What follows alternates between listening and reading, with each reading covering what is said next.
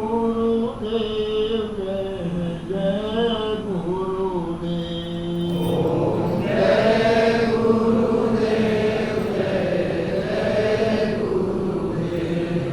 ओम शरण शरण शरण प्रभु देव।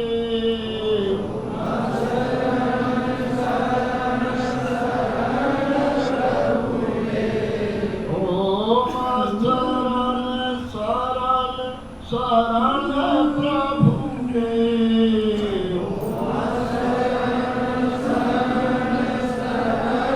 प्रभु देव। ओम जय गुरुदेव जय जय गुरुदेव। ओम जय गुरुदेव जय जय गुरुदेव। ओम जय गुरुदेव जय जय गुरुदेव। ओम जय गुरुदेव जय जय गुरुदेव। ओम श्री गुरुपद लखमणि गण ज्योति। श्री गुरुपद लखमणि गण ज्योति। सुमिरत दीन दृष्टि होती। सुमिरत दीप दृष्टि होती। दलन मोह कम सो सुप्रकाशु। दलन मोह तम सोस प्रकाशु। दलन मोह तम सो सुप्रकाशु। दलन मोह तम सोस प्रकाशु। बड़े भाग उर आवै जासु। बड़े भाग उर आवै जासु। घरहि विमल विलोचन हीते। उभरहि विमल विलोचन हीते। मिटहि दोष दुख भव रजनी के। मिटहि दोष दुख भव रजनी के। सूझहि रामचरित मणिमाणिक। सूझहि रामचरित मणिमाणिक। गुप्त प्रगट जहाँ जो जेहि खानिक। गुप्त प्रगट जहाँ जो जहि खानिक। जय गुरुदेव जय जय गुरुदेव। ओम जय गुरुदेव जय जय गुरुदेव। ओम जय गुरुदेव जय जय गुरुदेव। ओम जय गुरुदेव जय जय गुरुदेव। ओम श्री सद्गुरुदेव भगवान की जय। देखिए, विराजमान परम पूज्य गुरुदेव भगवान के दरबार में नित्य ब्रह्म विद्या का उपदेश दिया जाता है।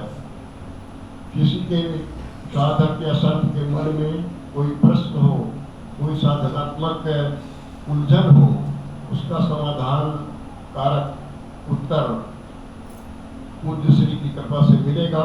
जो चाहे समझना पूछना वो आकर अपनी बात रख सकते हैं।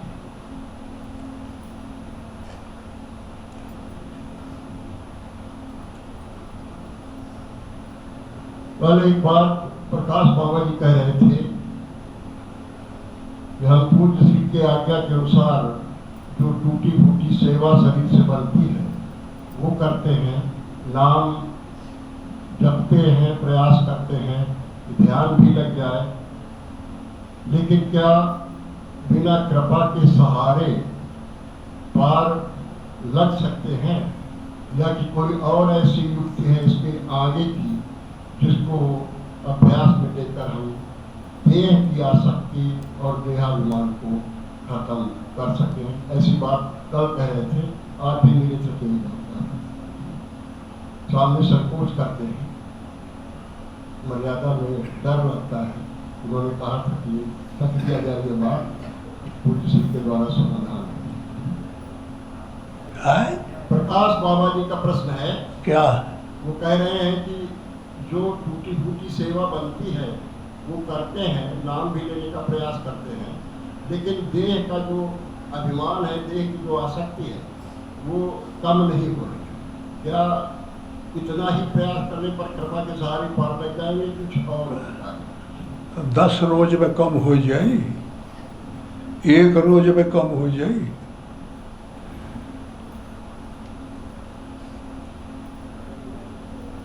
इन लोगों की समझ में आता नहीं लगता है कुछ। हाँ?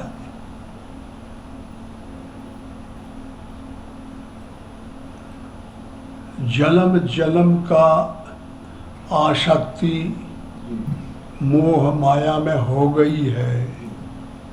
माया रूपी व्यवहार से जन्म जन्म कर्जा खाते चले आ रहे हैं, और 1 महीना में, 1 रोज में, 10 रोज में चुक जाए तो इनके समझ में नहीं आता है। ये चाहते हैं कि बटन दबा दिया जाए, पले भरे बन जाए। जानते हो, परमात्मा का भजन वो करता है जो बड़े भाग्य हो, जिसके अनेक जन्म की तपस्या जेके पा इकट्ठी हो। जन्म जन्म मुन जतन कराही, वो जन्म में भजन किए, नहीं कोई हो पाया, फिर दूसरे जन्म में भजन किए, फिर तीसरे जन्म में भजन किए, तब जुगते जुगते जुगते फिर जुगाड़ लगता है।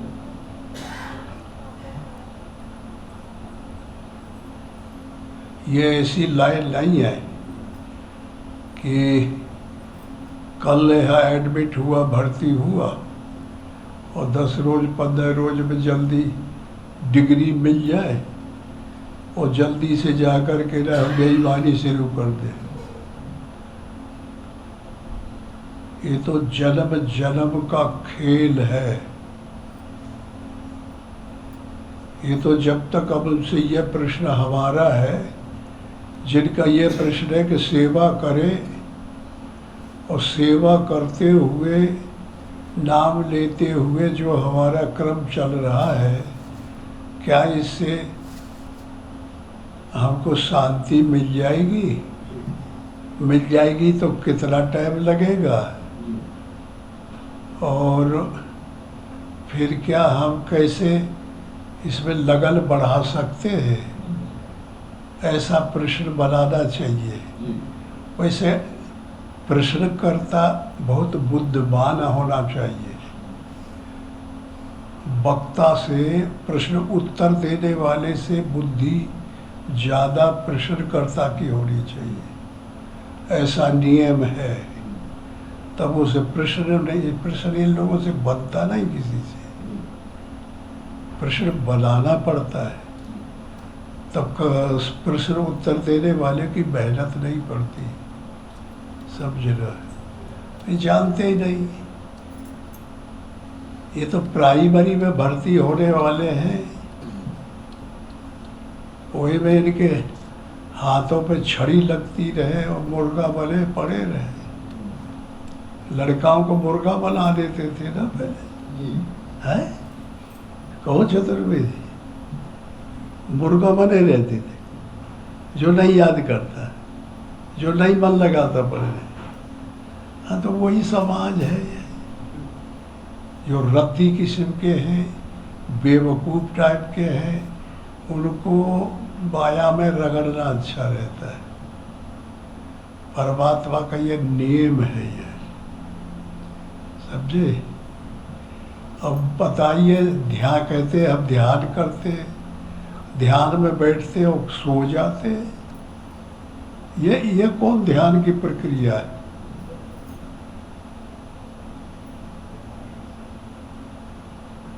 नाम जपते हैं और जपते जपते नाम फिर आगे बढ़ता ही नहीं है।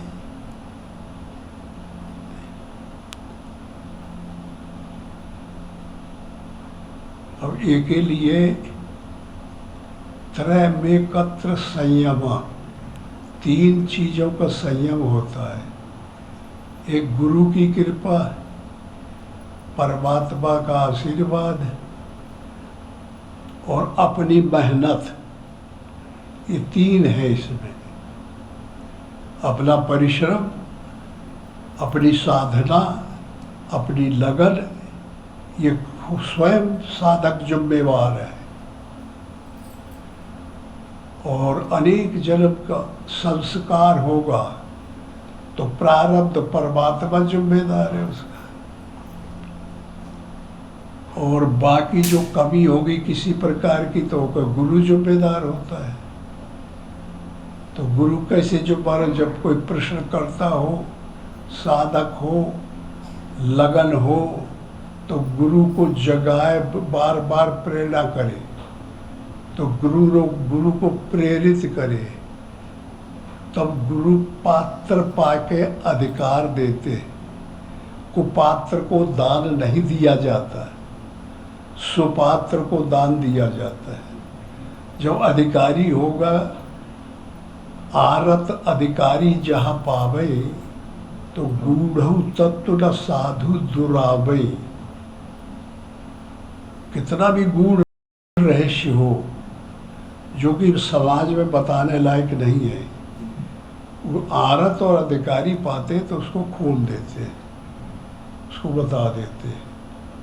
तो आरत और अधिकारी तो साधक बहुत मिलते नहीं, कोई क्या किया जाए।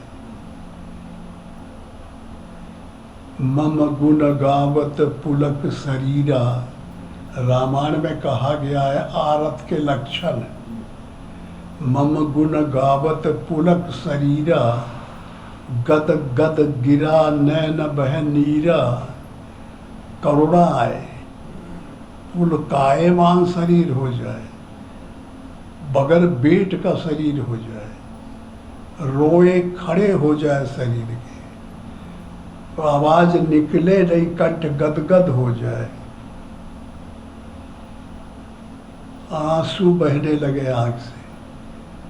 ये चरम सीमा बताई गई है आरत की, अधिकारी की। तो ये सीमा बहुत कम आती है साधकों को। और जब तक आरत और अधिकारी नहीं होगा तब तक वो बताएगा नहीं, न गुरु कृपा करेगा न भगवान कृपा करेंगे। तो इसलिए साधक को आरत होना चाहिए। आरत के चित रहन चेतु, बार बार कहे आपन हेतु। आरत जो होता है, आरत अर्थार्थी, जिज्ञासु और ज्ञानी, 4 प्रकार के अधिकारी होते हैं। तो आरत अधिकारी होना चाहिए। तो आरत भी नहीं है, क्या कहा जाए फिर?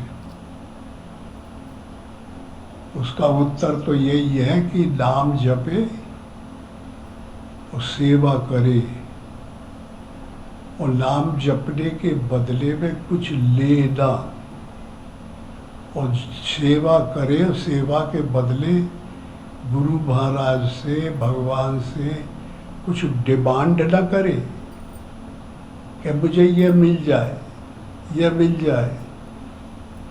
और जहाँ डिमांड हुई तब परमात्मा अलग हो जाता है, माया का क्षेत्र आ जाता है। इच्छाई माया, इच्छाई काया, इच्छाई जग उपजाया। इच्छाई इच्छा तो है संसार में, अब अनपेक्ष इच्छा रहित जो साधक है, किसी प्रकार की जिसको इच्छा नहीं है, उसका नाम साधक है। परमात्मा के अलावा किसी चीज़ की इच्छा नहीं है, तब भी परमात्मा को मुंह से नहीं मांग सकता। नेत्रों, कान से सुनना, देखना, जागना, इन नेत्रों से परमात्मा का स्पर्श नहीं कर सकते। तो अनुराग के नेत्र होते हैं, दिव्य दृष्टि के नेत्र होते हैं, अनुभूति की बात होती है, उसके द्वारा डिमांड अंदर होती है, और डिमांड स्पर्श नहीं करते। हमारा अनुराग है परमात्मा में, तो हम अनुराग करें, लेकिन लक्ष्य जाहिर न करें, ओपन न करें। ये ना पता चले कि ये क्यों ऐसा है, उसको पागल बन जाना चाहिए। परमात्मा को पाके और गल जाना चाहिए। पागल का अर्थ होता है कि अंदर अंदर परमात्मा को समझ के और बाहर को जाने न पाए और पकड़ के उसमें गल जाए।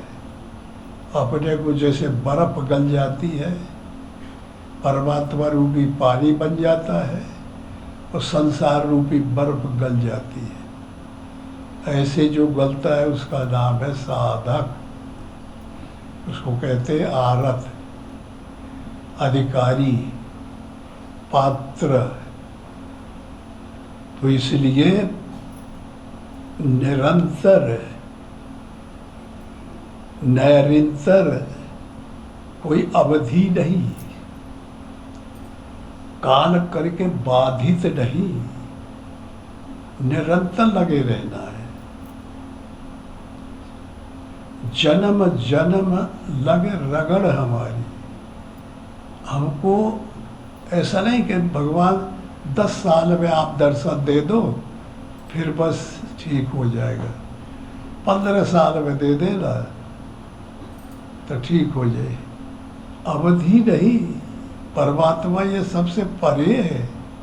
अगर किसी प्रकार की आपने अवधि रख दी तो वो दूर हो जाएगा, तुम उल्लू बन के रह जाओगे, कोई फायदा नहीं होगा। निरंतर, जो अंतर न हो, निरंतर, कंटिन्यू, लगातार चलता रहे। और सफाई कि हम मेहनत कर रहे और मन में यह ना आवे कि इसका फल हमको मिल जाए, तो सब नष्ट हो जाएगा। अगर निरंतर ऐसे ढंग से है और फिर मान लिया, मांग दिया कि भगवान हम आपकी सेवा कर रहे हैं, 2 साल हो गया, 4 साल हो गया, 10 साल हो गया, 20 साल हो गया, कब तक करेंगे, कब वो भगवान मिलेंगे? ये भी डिमांड है, ये गलत न हो, इसलिए ये भी मार खा जाएगा। उसमें निरंतर का अर्थ नहीं, लोग समझते नहीं, अंतर न पड़ेगी। यह जन्म लेके दूसरे जन्म, तीसरे जन्म, पार्वती ने कहा है ना, जन्म जन्म लग रगड़ हमारी, बरो शंभु न तो रहूं कुंवारी। जन्म जन्म रगड़, तो कहाँ प्रश्न तैयार हो गया बीच में जन्म जन्म के बाद? ये समझ में आता है बातें हमारी? हाँ, तो जब आते हैं तो फिर कहीं प्रश्न तैयार हो जाते। प्रश्न तारक है, तारक नाम है ताड़ुका का है। रामायण के प्रसंग सुने हो? हाँ, तो रामायण जिसने पढ़ा है तो समझेगा कि ताड़ुका नाम की एक राक्षसी थी, बड़ा भयावह रूप था उसका, और रावण की वो नानी थी, और मारीच राक्षस की माता थी। मारीच और सुबाहु 2 पुत्र थे उसके, वो अनाथ थी है, किसी ने देखा नहीं इसको, न उसका आकार था, नहीं भारी विकार था। बस महात्मा भजन करते थे तो ये इतना रखाती थी कि अरे यार 1 महीना हो गया सेवा करते करते, स्वामी जी ने कुछ कहा नहीं हमें, कुछ मिला नहीं अभी। ये 12 साल हो गया हमको यह सेवा करते करते, स्वामी जी ने मुझे कुछ दिया नहीं। ये ताड़ुका है, ये तरकना रूपी ताड़ुका। समझते हैं? ये महात्माओं को भजन नहीं करने देती, रहा ही नहीं जाता। इतने दिन हो गए, भगवान कुछ मिल जाना चाहिए, इच्छा प्रकट हो जाती है।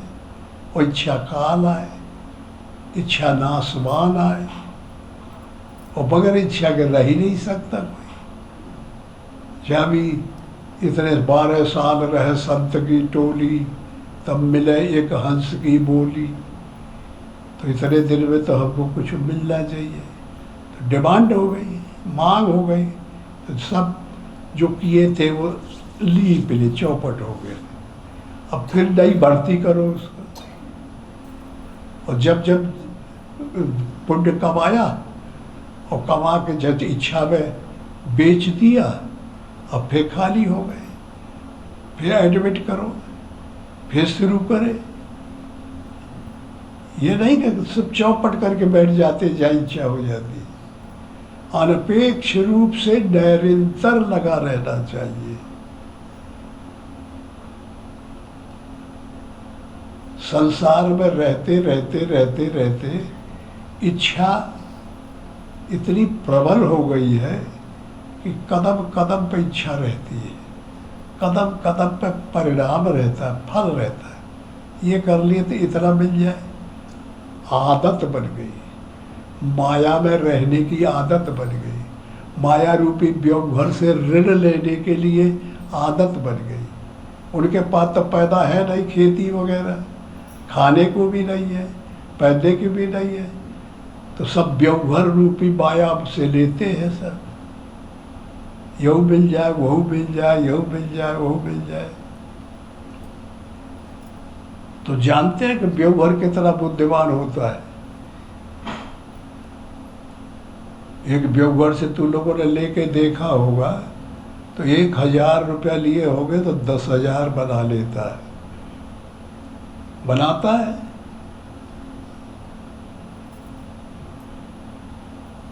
तो फिर कभी चुकेगा उसका? हाँ, तो समझ लो, माया के अधीन रहना माया का ऋण लेना है। और परमात्मा माया को क्यों भेज दिया? माया की, परमात्मा की शक्ति का नाम माया है, परमात्मा की इच्छा का नाम माया है, परमात्मा की ताकत का नाम माया है। माया कोई परमात्मा से भिन्न थोड़ा ही है, कहने के लिए भिन्न है, समझने के लिए भिन्न नहीं है। इसलिए उससे चुकना बड़ा भारी कठिन है। जब सब प्रकार की मांगने की शैली बंद कर दी जाए और कमाने की शैली निरंतर बढ़ते चली जाए, यही एक तरीका है। और ना गुरु से बोला जाए, ना भगवान से बोला जाए। ये दोनों से जाने रहाए कि गुरु बाबा, भगवान बाबा, तो ये दोनों इतने कष्ट कह रहे। फिर वही बात आ गई, इच्छा कर दिया। इच्छा क्यों किया तुमने? गुरु बाबा तो निरंतर और अंतर्यामी है ना। भगवान तो निरंतर अंतर्यामी है, सबके अंदर वास करता है। तो वो तुम्हारे बोलने से सूझ लेंगे, तुम्हारे मांगने से सूझेगा उनको। उनको तो पता है हर चीज का। क्या बताते हैं उनको? उनको बताने की जरूरत नहीं होती। उनको तो लगने की जरूरत है, निरंतर लगे रहे। तो लगे लगे लगे लगे लगे लगे, फिर धीरे धीरे समझ में आता जाएगा और निरंतर बीतते जाए। इच्छा का सहारा न ले, करुणा का सहारा ले, अनुराग का सहारा ले, त्याग का सहारा ले। त्याग रहना चाहिए, वाणी का त्याग, कर्म का त्याग, शरीर का त्याग, विचार का त्याग, इच्छा का त्याग। जब ये सब प्रकार के त्याग बने रहेंगे तब फिर परमात्मा तुम्हारे अंदर आके बैठ जाएगा। बुलाना नहीं, बुलाओगे तो भाग जाएगा, बुलाओगे तो भाग जाएगा, नहीं मिलेगा। दिए पीठ पाछे लगे, सन्मुख होत पराए। ये फ्रेज है। ये फ्रेज को समझ में आया कि दिए पीठ, कोई आ रहा है कि ले पैसा ला रहा है, संपत्ति ला रहा है, और हम पीठ दे रहे कि नहीं हटो, त्याग कर रहे, पीठ देना है। तो कितना हल्का रहेगा लेकिन वो पीछे लग जाएगी। पीठ देना त्याग है। जो जो त्याग करेंगे तो वो भागी चली जाएगी, भागी चली जाएगी। और हम ले झोरी पड़ जाएंगे कि लाओ भाई हमें दे दो, लाओ भाई हमें दे दो, कुछ ना मिलेगा। तो ये कब परिपक्व ढंग से समझ में दृढ़ निश्चय कर लेना चाहिए। तो न परमात्मा से ना मांगो, न किसी से मांगो। मांगना तो मांगना है ना, तुम अपना कर्तव्य करो।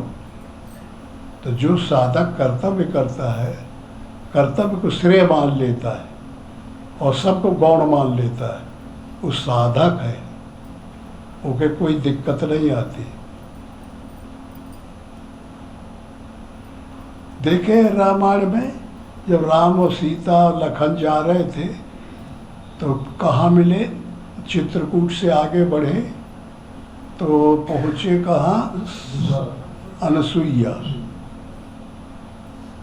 तो अनसुईया जी पहुँचे तो जानते हो किससे मिले, अत्रि से मिले। उन्होंने प्रणाम किया गुरु महात्मा को, और महात्मा ने कहा बोलो अरे भगवान मैं कब से आपको ताके बैठा हूँ यहाँ, कब आइए भगवान। 12 साल सुना के चित्रकूट वहाँ पा गए और किनारे बैठे रहे। तब मुझे बड़ी भारी खुशी हुई कि आप यहाँ आ गए, मैं कृतकृत हो गया। लेकिन कभी मैंने बुलाया नहीं आपको। तुम्हारे जैसे बाबा थोड़े थे अत्रि का डिमांड कर पल्ले मांग देते, पल्ले मांग देते। 12 साल रहे, 10 किलोमीटर भी नहीं है, 9 किलोमीटर है कामदगिरी, और कभी उन्होंने मांग नहीं की कि आ जाओ राम, आ जाओ सीता, आ जाओ लखन। न अनसुईया ने मांग की, न अत्रि ने मांग की। अब इनकी गर्ज रही तो खुद पहुंचे। तो फिर जाके प्रणाम किया तो उन्होंने लपट के हृदय से लगा लिया। सीता को अंदर ले गई अनुसुईया, तो वह बेटी जैसा सत्कार किया, गहना पहनाए, ये किए वो किए। पता नहीं ये व्यवहारिक बातें हैं कि साधक की बातें। तो अब यही को देखो, ये अध्यात्म कैसे काटना, अनपेक्ष कैसे करना है। अत्रि सत रज तम त्रिगुणमयी माया। तो अतीत, तीनों से परे क्या है, अत्रि गुणातीत। ये स्वरूप प्राप्त प्रणाम को पैदा हुआ साधक को। मिलने का अर्थ यह हुआ।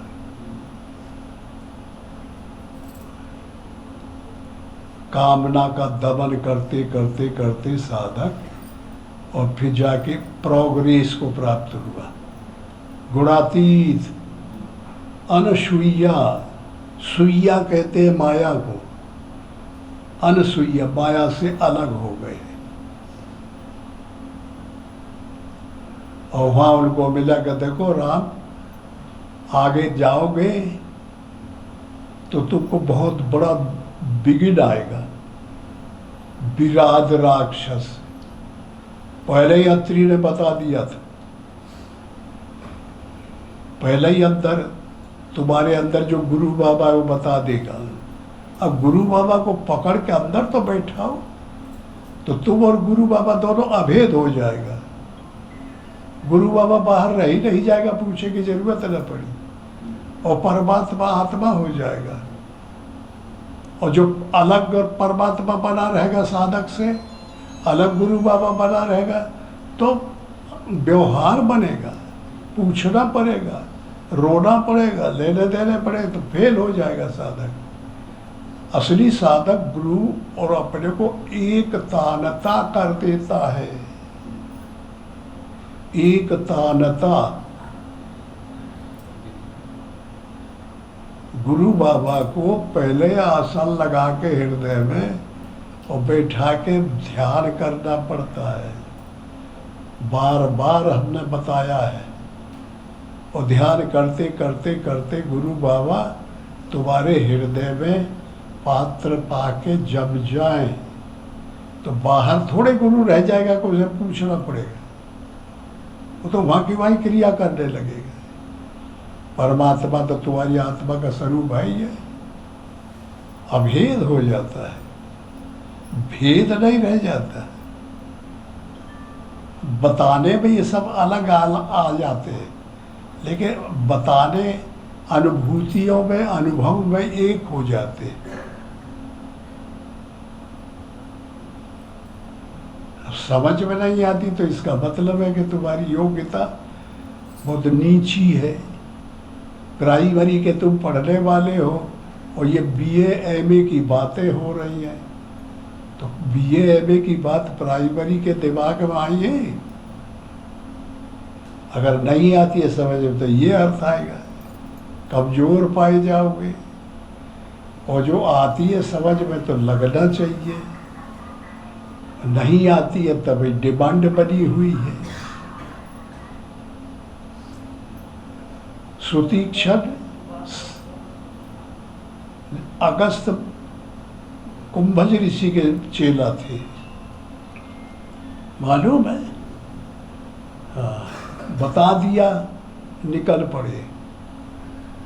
और जब सर्वभंगा के आगे राम पहुंचते हैं और वहाँ विराध राक्षस को मार डालते हैं, आगे बढ़ते हैं, तो एक जगह एक महात्मा बैठे, जैसे कटहल के जैसा फल है, ऐसे रोए खड़े थे उनके शरीर। और अंदर अंदर कुछ कर रहा था, ध्यान में मगन था। और राम है पहुंच गए वहाँ, तो राम ऐसे घूमे बगली बगली, तो देखेंगे राम का ध्यान कर रहा था वो, राम में और उसका अभेद हो रहा था। दोनों अनुगत अनुभूति से, अंतर जगत से अनुगत चेतन का प्रतिबिंब पा चुके थे, और उसे कुछ दिखाई, परमात्मा अंदर अपने को देख रहा था। तो राम ने क्या किया कि उनके मन की गति ऐंच दी, डिस्टर्ब कर दिया, तो मचल गया वो, ऐसे झटा के खुले तो सामने राम दिखाई पड़े। तो कह रहे भगवान आप कहाँ गए? तो इसको कहते हैं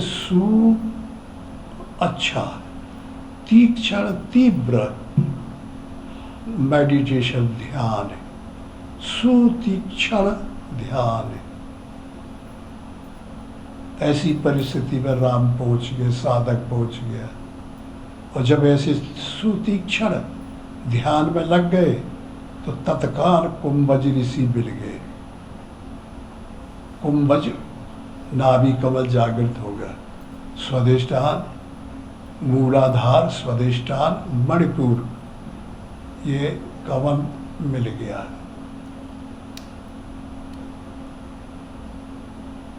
तो फिर राम ने जाके प्रणाम किया।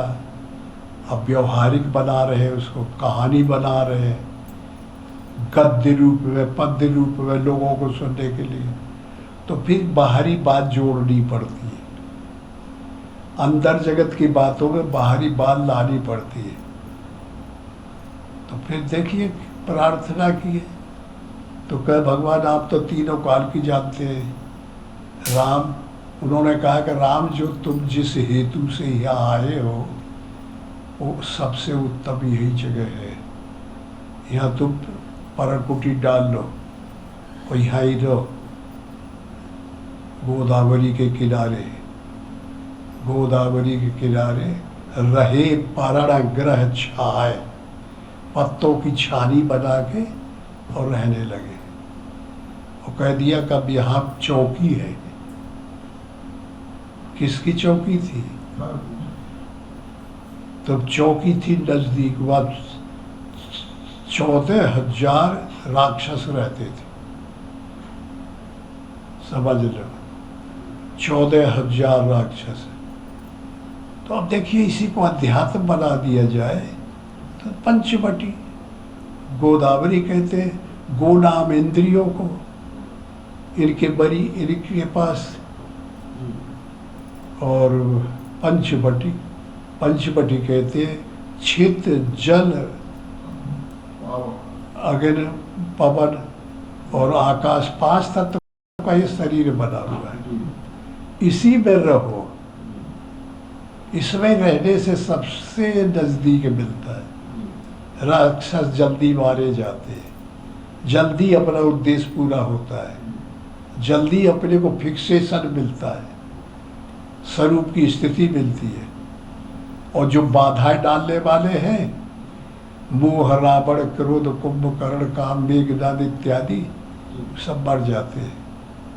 इसी में मारने का तरीका है, इसी में तरह के औजार है, इंद्रियां हैं, हथियार है, तरीके हैं, और दूसरी योनि में नहीं है। तो देखिए अनुभूति जब नाभि कमल जागृत हो गया तो ये आकाशवाणी की हुई और फिर वहां रहने लगे। समझ में आया? अब बताइए, जब हम रह गए तो ऐसे थोड़े रहते हैं। अब तुम भजन करते हो, सेवा करते हो, तो प्रकृति बाधा डालती है, एग्जाम लेती है। कैसा है ये साधक? ये परमात्मा के जाने की तरफ जाने वाला का लक्षण है कि नहीं है? टो ये से टो आ जाए, वो भी डालती है, खींच के पकड़ के खींचती है।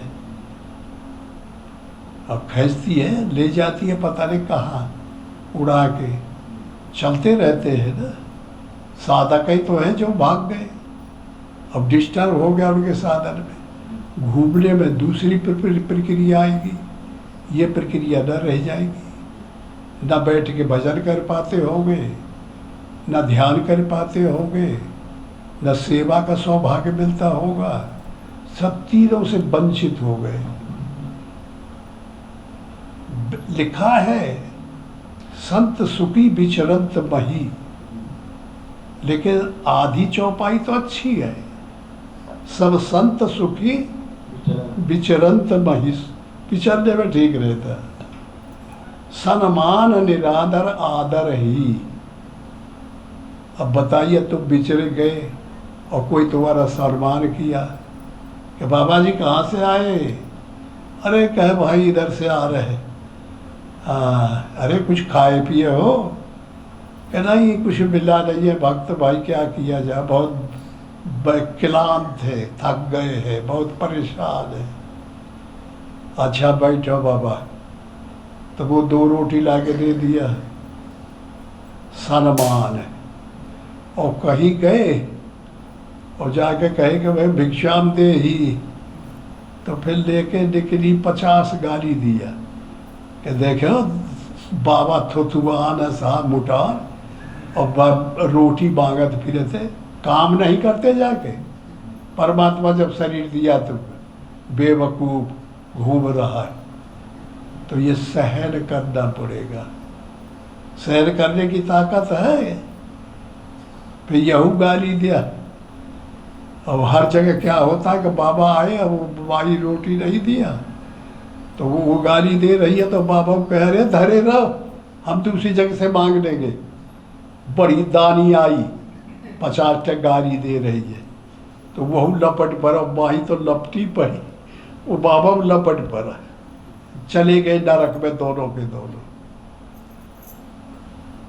तो यह तान के बाबा घूमते नहीं, वो पस्त हो जाते हैं, पतन हो जाता है।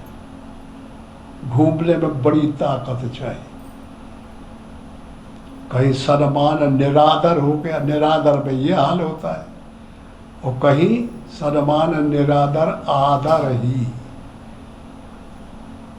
आदर हुआ, कह रहे भाई आओ भाई, आदर हुआ, महात्मा है, चल बैठाए बैठाए सम्मान किए, तब तो खुश हो जाइए। और ये नियम है कि कहीं हम खुश होंगे, कोई साधन अच्छा भगत मिल गया तो फिर दुर्भगत हो मिलेगा, नियम बन गया यह। जब हम हंसते हैं तब रोना भी जानते हैं, जब कोई बुरा कहता है तो भला कहना जानता है। जब कोई भगत मिल गया और हमारी सेवा कर दिया तो कोई दुश्मन भी मिलेगा, यह निश्चय की बात है। ये दुनिया दो से बनी है, तो वो गाली देगा तो फिर हम का बकाई लागी, तो सब खो खा डालेंगे। अगर उसने 2 गाली दिया, हमने 10 गाली दिया, तो वो तो परेशान है, माया में लपटे ही था, हम लपट पड़े। अब उस समय क्या करना है कि महात्मा हंस के निकाल दे, वाह अरे भैया तो गाली नहीं, तो हमको अमृत दे रहे हो, बहुत खूब दिया, तो आपको धन्यवाद है, धन्यवाद है। ये सब करना पड़ेगा। अब को गाली दे और तुम हंसते रह जाओगे, खट मुंह फुला लोगे, आकृति बन जाएगी। तो इस तरीके से बहुत विस्तृत क्षेत्र है ये वैराग्य का, साधन का, समझ में नहीं आता है।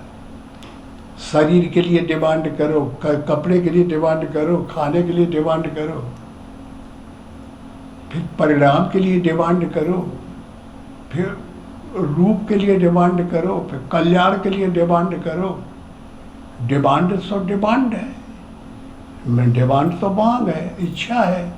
इच्छा का सर्वनाश होना चाहिए। साधन तो तब आगे बढ़ेगा जब अनपेक्ष होगे, इच्छा से रहित हो जाओगे। चाहे मर जाए लेकिन खाने के नहीं मांगना चाहिए। और यहाँ तो यह है कि खाने पे टाटी पे जब बैठ जाते हैं तो लड़ाई लड़ जाते हैं कि ले भैया वो को भोजन अच्छा दिया, मेरे को बुरा दे दिया। यही साधना है कि जो मिल जाए तो खा लेना चाहिए।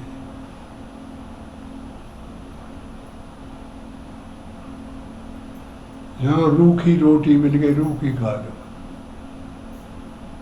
तो कमंडल होता, कमंडल का आधा काट के खप्पर बनाते हैं, वो खप्पर लिए रहते, कहते हैं तो वह जो भी डाल दिए ले लिए और खा लिए और पानी पी लिए, चल दिए। भजन में लगे हुए हैं तो भजन से फुर्सत नहीं होनी चाहिए। भजन नाम की जो चीज़ है वो हमारी सोने में आ जाए, खाने में कवर कर ले, चलने में कवर कर ले, बोलने में कवर कर ले, हर हरकत में भजन भजन हो जाए, तब परमात्मा अंदर आ जाते हैं और गुरु बाबा अभेद हो जाते हैं। तब किसी चीज़ की मांगने की जरूरत नहीं रह जाती, फिर हमारा मन प्रफुल्लित हो जाता है। और जब साधना करते करते, सेवा करते करते प्रफुल्लित मन नहीं होता, इसका मतलब है साधना बढ़ नहीं रही है, साधना बढ़ नहीं रही है। यही कारण है पूछा ताछी और शंका शंकी, झगड़ा विवाद, ये सब यही कारण है। तो आकाश में कोई भी साधक कभी देखे कि अपने को उड़ता हुआ तो समझ ले कि अनासक्त पदा, संसार से हम आसक्त हो रहे, आकाश में उड़ गए। ये जो वेट है इससे रहित हो गए, वेट हमारा खत्म हो गया है। आसक्ति खत्म हो गई। ये बहुत शुभ है। साधक कभी भी बैठ के ध्यान करे तो गाय देखे तो प्रगति होती है, सांड देखे धर्म का रूप आए। अगर कहीं भैंस देख ले स्वप्न में तो समझ लो कि बीमारी आ जाएगी, तो बीमारी आ जाएगी। पंडित देख ले, महात्मा देख ले, गाय बैल बहुत अच्छा है ये। साधक राइज हो रहा है, उड़ रहा है, उड़ रहा है जमीन में, कभी पैर टिकते कभी उठ जाता है। आकाश मत छैबो हो फकीर व गगन कुटिया, आकाश में कुटिया बन गई उसकी, आकाश में रहने लगता है। परमात्मा आकाशवत होते हैं, आकाश पकड़ में नहीं आता, आकाश में लगती नहीं, आकाश में आग लगा तो जलता नहीं, आकाश में पानी से गीला नहीं होता, हवा इसे सुखा नहीं सकती। गीता में आया है ना कि आत्मा को ये सब कुछ नहीं कर सकती, तो आकाश को कोई करता है कुछ? तो ये एग्जाम्पल आए, लेकिन उदाहरण के लिए इससे हजारों गुना बारीक आत्मा होती है। तो वो उड़ने का बस आकाश में रहना चाहिए। तो धीरे धीरे धीरे धीरे जो साधक उठ जाता है, आसक्ति का त्याग कर देता है, इच्छाओं का दमन खत्म कर देता है, वो साधक परमात्मा की तरफ चला जाता है। समझ में आ रहा है? हाँ, तो इन सब चीज़ों को ख्याल रखना चाहिए। क्या भगवान मुझे गाइड कर रहे हैं? भगवान तो मुझे स्वप्न दे रहे हैं। काम आया तो भैंसा दिखाई पड़ जाएगा, खेद मारेगा दिल। सांड दिखाई पड़ा तो धर्म मैंने धर्म किया, वो जो मेरा माँ से मदद कर रहा है। समझे? ऐसा अर्थ है इनके। सर्प दिखाई पड़ेंगे, शंका सर्प, चिंतवन चित्ते, और संसार का भय शेर। इस प्रकार इन चीजों के सबके अर्थ होते हैं। ये सब ली जाती है जितना सुनाई दिखाई पड़ती है, जितना रूप और नाम है सबके। तो इस तरीके से साधक बैठ बैठ के सब चीज़ों से निवृत्ति होता है। सबसे जो लिया हुआ है, डिमांड किया है, मांग की है, उनका चुकता करता रहता है। भजन कर करके अनपेक्ष रह के दुख उनको चुकाता है कर्जा, और परमात्मा की तरफ जाने के लिए निर्लेप हो जाता है, अनासक्त हो जाता है, इच्छा से रहित हो जाता है, तो परमात्मा को प्राप्त करता है। अच्छा, ओम श्री सद्गुरुदेव